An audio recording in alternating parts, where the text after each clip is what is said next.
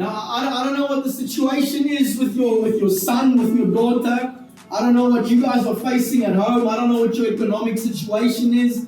But what I can tell you is that if God can change someone like me, there surely is freaking hope for every other human being on the face of this planet. Because if He can use someone like me to be able to be a mouthpiece, there's hope for your son, there's hope for your daughter, there's hope for you, there's hope for your family, there's hope for this nation. And the reality and truth is all of us sitting here today, or over there at the top, our champions over there at the top, all of us have got a part to play in the creative restoration of this beautiful country called South Africa.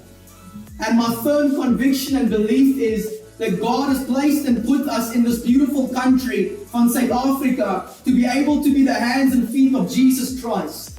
To be able to be a mouthpiece, whether you are a businessman, sir, whether you are in entertainment, whether you are in media, whatever the Lord has called you to do, but that you can essentially be a mouthpiece. Whether you are a parent, whether you are currently a scholar over here, you are called for a life of purpose. You're called for a life of making a difference and making disciples. Making disciples is not just something that the pastor is supposed to do. It's something that every single born-again believer is supposed to be doing by the grace of the living God. All of us have got a part to play to see the nation of God, South Africa, become the nation that God has called her to be at the end of the day. Because for the sake of the babies that are going to come after us, we need to get our act together in Jesus' mighty name. We need to stand together by faith and trust and do things God's way, not our way.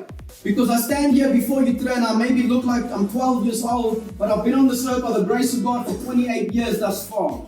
Now I know that maybe perhaps you're a bit older than me, but if I can share a bit of my story with all of you, and I hope and trust and believe that today you will be inspired to recognize who you are in Christ, so that you can go out there and make a difference in your family and be the dad and be the mom and be the opa and be the oma that you've been credited to be by the grace of God. Because like all of you in this place know, there's parents sitting here today, all of you know in this place that kids don't do what you tell them to do, they do what they see.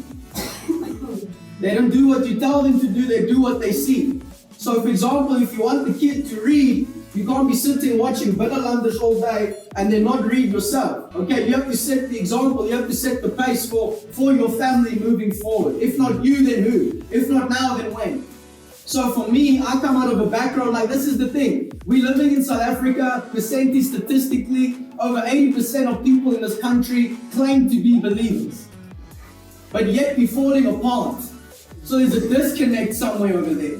And the disconnect is I'm not going to come and tell you about some religion that makes you stiff and awkward. I'm going to come and tell you about the one true living God that can change your life.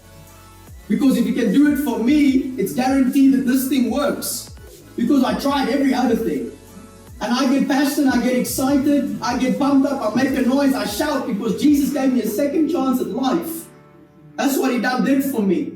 And maybe you're sitting here today and you're like, God, man, he's a terrible person. He ended up in back with a police fan, what a mufu, what a this, what a that. The reality is all of us in this place and over 7 billion people on the face of this planet, all of us have sinned and fallen short of the glory of God. And we all need a Savior.